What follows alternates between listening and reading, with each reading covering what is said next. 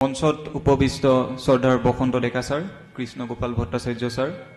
আমাৰ সকলোৰে শ্ৰদ্ধাৰ হোমেন বৰগোহাঁই ছাৰ আৰু অভ্যৰ্থনা সমিতিৰ সভাপতি মহোদয়,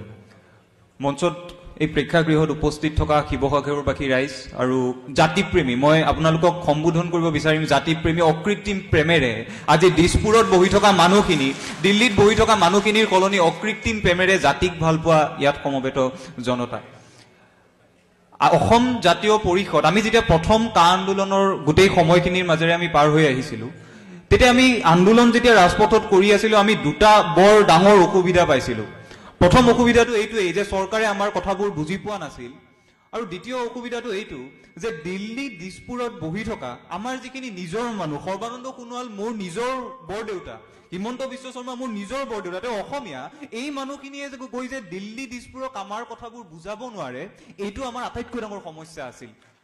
তেওঁলোকে যে ভাবি লয় যে অসমীয়া জাতিটো ইমান দুৰ্বল আৰু অকলশৰীয়া জাতি যে আমি শাসনভাৰ দখল কৰাৰ পাছত আমি সকলো কথা পাহৰি যাম, ছাত্ৰ সন্থাৰ মজিয়াত কৈ অহা সকলো কথা পাহৰি যাম আৰু দিল্লী বা নাগপুৰৰ কথা মতে উঠা বহা কৰিম, সেইটোৱেই জাতিটোৱে বৰ্তমান সময়ত পাই থকা আটাইতকৈ ডাঙৰ দুৰ্ভাগ্য। আৰু সেইবাবে তেতিয়াই এটা নতুন দল বা এটা নতুন শক্তি গঠনৰ পটভূমিটো ৰচনা হৈছিল। বহু মানুহে কয় যে কা আন্দোলনৰ সময়তে কিছুমান মানুহে নেতা হ'বৰ কাৰণে এই দলবিলাক গঠন কৰিছে। মই তেওঁলোকক কওঁ যে এই যিটো দল গঠন হোৱা পটভূমি, এই পটভূমিটো দীঘলীয়া পটভূমি। আমি যদি ইতিহাসলৈ উভতি যাওঁ, স্বাধীনোত্তৰ কালৰ পৰাই অসমখন দিল্লীৰ শোষণ বঞ্চনাৰ বলি হৈ আহিছে, এইটো সঁচা কথা। কিন্তু তাৰ লগতে আমি 1985 চনৰ পাছত আৰু এটা নতুন ধাৰণা এটা পালোঁ। সেই ধাৰণাটো এনেকুৱা, অসম গণ পৰিষদ আহিল, তাৰ পাছত সৰ্বানন্দ সোণোৱালৰ জন্ম হ'ল। এই গোটেই সময়খিনিত আমি দিল্লীৰ শোষণ আৰু বঞ্চনাৰ লগতে আমাৰ নিজৰ মানুহখিনিয়ে কৰা আমাক যিটো বিশ্বাসঘাতকতা, সেই কথাটো আমি লগাব লাগিব। এই দিল্লীয়ে কৰা শোষণ বঞ্চনা আৰু নিজৰ মানুহখিনিয়ে কৰা বিশ্বাসঘাতকতা, এই দুয়োটাই বৰ্তমান সময়ত এটা পটভূমি সৃষ্টি কৰি দিছিল যে এটা নতুন শক্তি আমাক লাগে। অন্ততঃ আমি ৰাজপথত যিবিলাক কথা নিৰ্ভীকভাৱে কৈ থাকো, এই কথাখিনি ৰাজপথত ক'ব পৰা আমাক এটা শক্তি লাগে। সেইবাবেই মই ভাবোঁ অসম জাতীয় পৰিষদৰ এই জন্মৰ গোটেই সময়খিনি আমাৰ বাবে ঐতিহাসিক। কেইদিনমান আগতে মই অকণমান যদি ব্যক্তিগত কথা ক'বলৈ সুযোগ পাওঁ, মই আপোনাৰ আটাইখিনিতকৈ মই বয়সত আটাইতকৈ সৰু, তথাপি সাহস কৰি দুই এটা কথা ক'বলৈ বিচাৰিম। মই কেইদিনমান আগতে তামিলনাডুলৈ গৈছিলোঁ। তামিলনাডুত মই বৰ এটা আচৰিত ধৰণৰ ঘটনা দেখিবলৈ পালোঁ। তেওঁলোকৰ যিখন এপ'ল' হস্পিটেলৰ একেবাৰে স্বত্বাধিকাৰীজনৰ পৰা আৰম্ভ কৰি চকীদাৰজনলৈকে গোটেইখিনি মানুহ তামিল। বাৰে বাৰে অসমীয়া মানুহক কোৱা হয় যে আমি বৰ আৱেগিক জাতি, সেইকাৰণে আমাৰ উন্নতি নাই। কিন্তু মই এই কথাটো বুজি পালোঁ নতুনকৈ তাত যোৱাৰ পাছত যে আমাতকৈ আৱেগ তেওঁলোকৰো আছে। তেওঁলোকে কিমান আৱেগ থাকিলে এটা জাতিয়ে টেলিভিশ্যনত দেখা পোৱা এজন হিৰ'ক আনি মুখ্যমন্ত্ৰী বনাব পাৰে, সেই আৱেগ বহুত বেছি হ'ব লাগিব। কিন্তু এই কথাটো মই বুজিবলৈ পালোঁ যে আৱেগিক হোৱাৰ লগতে জাতি এটা যদি কৰ্মবিমুখ হয়, সেই জাতিটোৰ কেতিয়াও উন্নতি হ'ব নোৱাৰে। তামিলনাডুৰ মানুহখিনি আৱেগিক, কিন্তু তেওঁলোক কৰ্মঠ, তেওঁলোকে কাম কৰে। সেই কাম কৰে বাবেই তেওঁলোকে আজি ভাৰতৰ ভিতৰত দ্বিতীয় বৃহত্তম অৰ্থনীতি হ'ব পাৰিছে। জাতীয়তাবাদৰ কথা যেতিয়াই আহে মানুহে ভেঙুচালি কৰে, জাতীয়তাবাদেৰে একো কৰিব নোৱাৰি। কিন্তু তামিলনাডু আজি 1967 চনৰ পৰা মাত্ৰ দুটা আঞ্চলিক দল AIDMK আৰু DMK তাৰ মাজেৰে গৈ ভাৰতৰ ভিতৰত দ্বিতীয় বৃহত্তম অৰ্থনীতি হৈছে। গতিকে আজিৰ পৰা যদিহে কোনোবাই কয় যে আঞ্চলিকতাবাদী চৰকাৰ থাকিলে উন্নতি নহয়, এই কথা ভুল। তামিলনাডুৱে এই কথা প্ৰমাণ কৰি দিছে। খালি আমি আৱেগিক হোৱাৰ লগে লগে কৰ্মঠ হ'ব লাগিব, সেইটোৱেই মূল কথা। আৰু সেই কথাখিনিয়ে জাতীয় পৰিষদে আগুৱাই লৈ যাব লাগিব।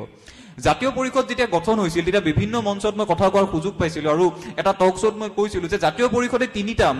মই বিচাৰোঁ তিনি ধৰণৰ কাম প্ৰথমৰ পৰাই আৰম্ভ কৰিব লাগে। আমাৰ প্ৰত্যেকটো সমস্যা, আমি দেখি থকা সমস্যাসমূহৰ ক্ষেত্ৰত এখন আমাক বাস্তৱসন্মত সমাধান সূচী জাতীয় পৰিষদে প্ৰস্তুত কৰাটো দৰকাৰ। আৰু দ্বিতীয়তে অৰ্থনৈতিকভাৱে জাতিটোক কিদৰে টনকিয়াল কৰিব পৰা যাব, অৰ্থনৈতিকভাৱে জাতিটোৱে কিদৰে আগবাঢ়ি যাব, আমাৰ ল'ৰা ছোৱালীক কিদৰে কামত নিয়োজিত কৰিব পৰা যাব, সেই গোটেই কামখিনিও জাতীয় পৰিষদে কৰিব লাগিব। অসম গণ পৰিষদৰ সময়ত যেতিয়া আমি ইতিহাস পঢ়ি চাওঁ, আমি জানো যে বহু ভুল হৈছিল। সেই ভুলবোৰ জাতীয় পৰিষদে শুধৰণি কৰিব লাগিব। আৰু এটা কথা এতিয়াই ভুলৰ কথা যিহেতু আহিছে, এটা কথা মই লগতে কৈ থওঁ, বহু মানুহে কয় যে কিছুমান মানুহে আমাক বিশ্বাসঘাতকতা কৰাৰ বাবে জাতিটোৱে নতুনকৈ জাতীয়তাবাদৰ সপোন, আঞ্চলিকতাবাদৰ সপোন দেখিব নালাগে। মই তেওঁলোকক ক'ব বিচাৰো মোৰ পূৰ্বৰ প্ৰজন্মটোৱে কিবা ভুল কৰিব পাৰে কিন্তু সেই ভুলৰ শাস্তি মই বৰ্তমান সময়ত গ্ৰহণ কৰিব নোৱাৰো মোৰ প্ৰজন্ম মোৰ যিটো প্ৰজন্ম আমাৰ যিটো প্ৰজন্ম এই প্ৰজন্মটোৱে আটাইতকৈ যিটো ডাঙৰ বাৰ্তা যোৱা সময়খিনিত দিছে সেই বাৰ্তাটো এনেকুৱা ধৰণৰ যে দিল্লী দিছপুৰত বহি থকা বিধাতা তেওঁলোকে নিজকে বিধাতা দেৱতা বুলি ভাবে তেওঁলোকৰ কথাক বিচাৰ বুদ্ধিৰে বিবেচনা নকৰাকৈ আমাৰ প্ৰজন্মটোৱে আকাশবাণী বা দেৱবাণী হিচাপে গ্ৰহণ নকৰে এই যেটো স্পষ্ট বাৰ্তা এই স্পষ্ট বাৰ্তাটো মই ভাবো অসমৰ প্ৰত্যেকজন মানুহে অনাগত নিৰ্বাচনতো দিব লাগিব এই বাৰ্তাটো একেবাৰে স্পষ্ট যে আমি নিজৰ জাতিক ভাল পাওঁ জাতিক ভাল পাবলৈ আমি জাতীয়তাবাদ আঞ্চলিকতাবাদ কৰিম আমাৰ আঞ্চলিকতাবাদ এইবাৰ অৰ্থনৈতিক গোটেই কথাবোৰ তাত খাঙুৰ খাই থাকিব আমাৰ আঞ্চলিকতাবাদত এইবাৰ গোটেইবোৰ জাতি জনগোষ্ঠীক একেলগে লৈ গৈ সপোনৰ অসমখন গঢ়াৰ কথা থাকিব আমাৰ আঞ্চলিকতাবাদত এইবাৰ গোটেই প্ৰত্যেকটো সমস্যাৰ বিজ্ঞানসন্মত সমাধানৰ এটা বাৰ্তা থাকিব তেতিয়া যিকোনো ধৰণৰ বিলাই বিপত্তি আগুৱাই গৈ জাতিটোক পুনৰবাৰ এই জাতিৰ আত্মপ্ৰতিষ্ঠাৰ মহাসংগ্ৰামখন আমি আগুৱাই নিব পাৰিম সেইটো মই ভাবো এই ঐতিহাসিক ক্ষণত আমি সকলোৱে ল'ব লগা সংকল্প জাতীয় পৰিষদৰ যাত্ৰাটো কেনেকুৱা হ'ব জাতীয় পৰিষদৰ যাত্ৰাটো মূৰ বুধেৰে এনেকুৱা হোৱা উচিত এই যাত্ৰা হোৱা উচিত এন্ধাৰৰ পৰা পোহৰলৈ যোৱাৰ যাত্ৰা এই যাত্ৰা হোৱা উচিত থলুৱা হৈও একে উশাহতে অসমীয়া আৰু বিশ্ব নাগৰিক হোৱাৰ যাত্ৰা এই যাত্ৰা হোৱা উচিত লুইতৰ পাৰেৰে জান জুৰি নৈয়েদি নিজৰাৰ কাষেদি জোনাকত বালি ভাত খাই মহাভাৰতৰ বাটেৰি বিশ্বসভালৈ যোৱাৰ যাত্ৰা যি যাত্ৰাত আমি অসমীয়া হ'ম প্ৰথমতে অসমীয়া হ'ম তাৰ পাছত আমি ভাল ভাৰতীয় হ'ম আৰু তাৰ পাছত আমি বিশ্ব নাগৰিক হ'ম এই যেটো যাত্ৰা এই যাত্ৰাটো হোৱা উচিত আমাৰ প্ৰজন্মটোক অহা আহি থকা দশক কেইটাৰ বাবে এটা সুৰক্ষিত ভৱিষ্যত দিয়াৰ যাত্ৰা এই যাত্ৰাটো হোৱা উচিত মোৰ পাছৰ প্ৰজন্মটোলৈকে আমাৰ অসমখনত যে অসমীয়া মানুহে এতিয়াও মূৰ দাঙি জীয়াই থাকিব পাৰে আমাৰ প্ৰজন্মটোৱে যে কোনো জেপি নাড্ডা অমিত শ্বাহে পশ্চিমবংগত এখন ৰাজ্য জয়ৰ বাবে অনা এখন আইনক মানি নলয় সেই বাৰ্তাটো স্পষ্টকৈ দিয়াৰ যাত্ৰা যেতিয়া জেপি নাড্ডাই পশ্চিমবংগৰ সভাত কৈছিল যে কা আহিব তাৰ কাষৰ ৰাজ্যখনত তাৰ সেই আইনখনৰ বিৰোধিতা কৰি 5 জন মানুহ শ্বহীদ হৈছিল আমি আন্দোলন কৰিছিলো তাৰ পাছতো কি সাহসত কিমান দুঃসাহস থাকিলে এগৰাকী মানুহে কেৱল এখন ৰাজ্য জয়ৰ বাবে সেই বাৰ্তা দিব পাৰে তেতিয়া আমি আশ্চৰ্যিত হৈছিলো তেওঁলোকে আচলতে ভাবি লয় যে আমাৰ জাতিটো অকলশৰীয়া দুৰ্ভগীয়া জাতি সেই বাৰ্তাটো যে ভুল অসমীয়া যে এতিয়াও অসহায় আৰু দুৰ্ভগীয়া জাতি নহয় সেই বাৰ্তাটো স্পষ্টকৈ দিয়াৰ বাবে জাতীয় পৰিষদৰ আৰম্ভণি আৰু সেই কথাটোৱে জাতীয় পৰিষদে আগুৱাই লৈ যাব লাগিব শেষত মই আপোনালোকক পুনৰ কৈছো আপোনালোকতকৈ বয়সত সৰু যদি কিবা ভুল ভ্ৰান্তি হৈছে আপোনালোকে ক্ষমা কৰিব নিজৰ বুলি ভাবি শেষত মই এই কথাটোৱে ভাবো যে এই যেটো জাতীয় পৰিষদৰ জন্ম এই সময়খিনিত আমি সকলো সমবেত হৈছো এই সময়খিনি ঐতিহাসিক ক্ষণ সময়খিনি ঐতিহাসিক কিন্তু এই সময়খিনিক যদিহে পবিত্ৰ ক্ষণ হিচাপে ইতিহাসৰ বুকুত লিপিবদ্ধ কৰিব লাগে তেতিয়াহলে কিন্তু আজিৰ পৰা জাতীয় পৰিষদৰ গোটেই কামকাজখিনি নতুন গতিৰে আগবাঢ়িব লাগিব পূৰ্বতে জাতীয়তাবাদৰ নামত হৈ যোৱা আঞ্চলিকতাবাদৰ নামত হৈ যোৱা ভুলবোৰ পুনৰবাৰ আমি কৰিব নোৱাৰো এইবাবে কাৰণ এই যিখিনি সময় এই সময়খিনি অতি স্পৰ্শকাতৰ এই সময়খিনিত আমাৰ শংকৰদেৱ কিছুমানৰ কাৰণে বাবা শংকৰদেৱ হৈছে আমাৰ লাচিত বৰফুকন কাবাৰ কাৰণে লাচিত বৰফুকনৰ সলনি হিন্দু বীৰ হৈছে গতিকে এই সময়খিনিত অসমৰ স্বকীয় সমাজ ব্যৱস্থা লগতে সমাজ সংস্কৃতি বজাই ৰখাৰ বাবে আমি সকলোৱে সংকল্পবদ্ধ হ'ব লাগিব বহু মানুহে অসমত হিন্দু মুছলমানৰ ৰাজনীতি কৰিম বুলি ভাবে সেই অসমখন যিখন আমাৰ মূৰ বাবে অচিনাকি অসম কাৰণ মই সৰুতে মণিকুট উৎসৱ পালন হোৱা দেখিছো য'ত হিন্দু মুছলমানে একেলগে উৎসৱ পালন কৰিছে মই সৰুতে আজান ফকীৰৰ সমান্তৰালভাৱে শংকৰদেৱৰ কথা শুনিছো লাচিত বৰফুকনৰ সমান্তৰালভাৱে মই বাঘ হাজৰিকাক চিনি পাওঁ মোৰ সন্মুখত যেতিয়া কোনোবা উত্তৰ ভাৰতীয় সভ্যতা প্ৰচাৰ কৰা মানুহে আহি কৈ যায় যে বাবা শংকৰদেৱ নহয় বাবা শংকৰদেৱ কোনোবাই আহি কৈ যায় লাচিত বৰফুকন নহয় লাচিত বৰফুকন হিন্দু বীৰ তেতিয়া মোৰ গাত লাগে আৰু সেই যিখিনি অসমৰ বৰ্তমান সমস্যা বৰ্তমানৰ পটভূমি এই পটভূমি শুধৰাই অসমখনক আমাৰ অসম কৰি ৰখাৰ যিটো দায়িত্ব সেই দায়িত্বটো জাতীয় পৰিষদে মই পালন কৰাটো বিচাৰো আৰু শেষত মই বৰ বেছি দীঘলীয়া নকৰো মাত্ৰ এটা কথা কৈ শেষ কৰিম জাতীয় পৰিষদে মূৰ বুধৰে দুখন যুঁজ একেলগে যুঁজিব লাগিব এখন যুঁজ হৈছে যিখিনি আদৰ্শৰে দীক্ষিত হৈ যিবিলাকে প্ৰতিষ্ঠিত আমাৰ যিখিনি ৰাজনৈতিক দল এই ৰাজনৈতিক বিলাকে যিবিলাক আদৰ্শৰ কথা কৈছিল সেই কথাবোৰ এতিয়া কেৱল তেওঁলোকৰ সংবিধানখনত আছে তেওঁলোকে বৰ্তমান মূল্যবোধহীন ৰাজনীতি কৰে গতিকে জাতীয় পৰিষদে এফালে সেই দলবিলাকৰ লগত আদৰ্শহীন মূল্যবোধহীন ৰাজনীতি কৰা ৰিজৰ্ট পলিটিক্স কৰা সেই দলবিলাকৰ বিৰুদ্ধে যুঁজিব লাগিব আৰু দ্বিতীয়তে জাতীয় পৰিষদে নিজৰ লক্ষ্য আৰু উদ্দেশ্যত অলৰ অচৰ অটল হৈ থাকিব লাগিব এই দুইখন যুঁজ সমান্তৰালভাৱে জাতীয় পৰিষদে আগুৱাই নিব লাগিব আৰু তেতিয়া মই বিশ্বাস কৰো এই বৰ্তমান সময়খিনিত জাতীয় পৰিষদে আমাৰ সন্মুখত কিছু আশাৰ সঞ্চাৰ কৰিব পাৰিব শেষত